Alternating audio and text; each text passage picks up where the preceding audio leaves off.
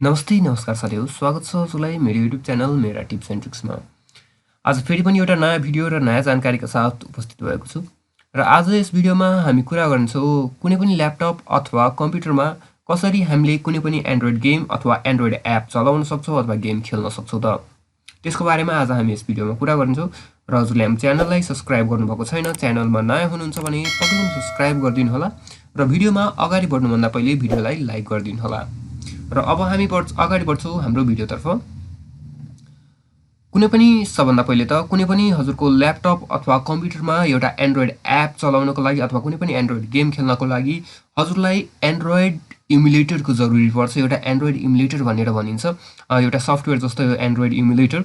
Android इमुलेटरले के गर्छ भने हजुरको ल्यापटप अथवा कम्प्युटरमा एउटा भर्चुअल स्मार्टफोन भन्नाले भर्चुअल एन्ड्रोइड फोन क्रिएट गरिदिन्छ, जसमा चाहिँ हजुरले त्यसपश्चात गुगल प्लेबाट अथवा हजुरसँग कुनै पनि एप्लिकेसन फाइल छ भने त्यो एप्लिकेसन फाइलहरू इन्स्टल गर्न सक्नुहुन्छ र त्यहाँबाट त्यो एपहरू चलाउन सक्नुहुन्छ र गेमहरू खेल्न सक्नुहुन्छ।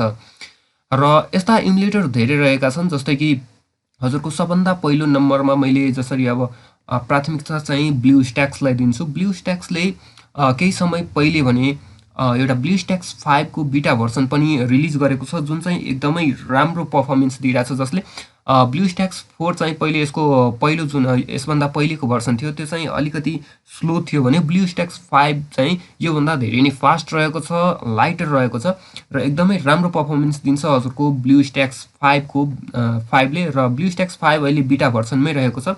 र best android emulator for low end PC, हजुरको पिसीको ऱ्याम कम छ भने त्यसको लागि पनि मैले पहिले नै एउटा भिडियो सार्वजनिक गरिसकेको छु, best android emulator for low end PC भनेर। त्यो भिडियोको लिङ्क हजुरले माथि पाउनुहुनेछ आई बटनमा भने तल डिस्क्रिप्सनमा पनि पाउन सक्नुहुन्छ। र त्यसैगरी हजुर यो आर्टिकल जुन मैले यहाँ देखाउँदैछु हजुरलाई यो आर्टिकलमा पनि यहाँबाट हजुर त्यो पोस्टमा जान सक्नुहुन्छ। त्यसैगरी अब सबभन्दा पहिले त हजुरले यो ब्लुस्ट्याक्स डाउनलोड गर्नुपर्ने हुन्छ। म चाहिँ यहाँ त्यही ब्लुस्ट्याक्सबाटै जाँदैछु। हजुरको ब्लुस्ट्याक्स डाउनलोड गर्नको लागि सिम्पली हजुर ब्लुस्ट्याक्सको साइटमा जान सक्नुहुन्छ, www.bluestacks.com मा हजुर जानु होला। यहाँ मैले साइटको लिङ्क राखिदिएको छु, यहाँबाट हजुर सिम्पली जान सक्नुहुन्छ ब्लुस्ट्याक्सको साइटमा। र यहाँ आइसकेपछि हजुरले यहाँ ट्राई ब्लुस्ट्याक्स 5 बिटा भनेर भनेको छ। म यो बिटा भर्सन डाउनलोड गर्नलाई हजुरलाई सजेस्ट गर्छु, किनभने ब्लुस्ट्याक्स 4 अलिकति स्लो रहेको छ र अलिकति हेभी रहेको छ। ब्लुस्ट्याक्स 5 ले राम्ररी काम गर्नुहुन्छ, हजुरको स्मुथ काम गर्छ ब्लुस्ट्याक्स 4 भन्दा। र मैले चाहिँ यो अलरेडी डाउनलोड गरिसकेको छु। सिम्पली हजुर यो बिटा भर्सनमा यहाँ क्लिक गरेर डाउनलोड गर्न सक्नुहुन्छ।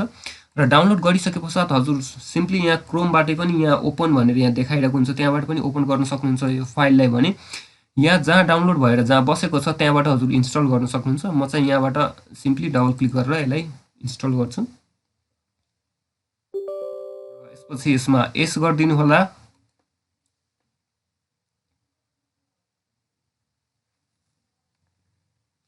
त्यसपछि हजुरको इन्स्टल नाउको एउटा अप्सन देख्न सक्नुहुन्छ, इन्स्टल नाउमा क्लिक गर्नुहोस्। र सिम्पली हजुरको अब यो अलिकति केही समय लिनेछ, हजुरको इन्टरनेट स्पिडको अनुसारले यसले चाहिँ अलिकति समय लिनेछ हजुरलाई। अनि त्यसपश्चात हजुरको यो डाउनलोडिङ हुँदैछ हजुरको यो।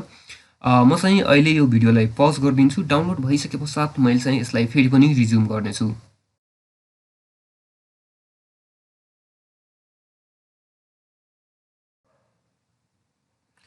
हाम्रो डाउनलोड कम्प्लिट भइसकेको छ। अब यो फर्दर प्रोसेस हुँदैछ हजुरको। अब चेकिङ सिस्टम रिक्वायरमेन्ट्स भनेर हजुरको अब भइरहेको छ।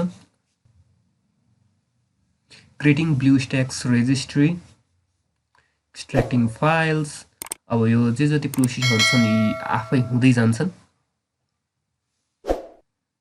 अलिकति चाहिँ टाइम लाग्न सक्छ हजुरको। अब पिसीको स्पेसिफिकेसन्स के कस्तो रहेको छ, ऱ्याम के कस्तो रहेको छ होइन, ती कुराहरूलाई मध्यनजर गर्दै चाहिँ अब यसले अलिकति टाइम लिन सक्छ।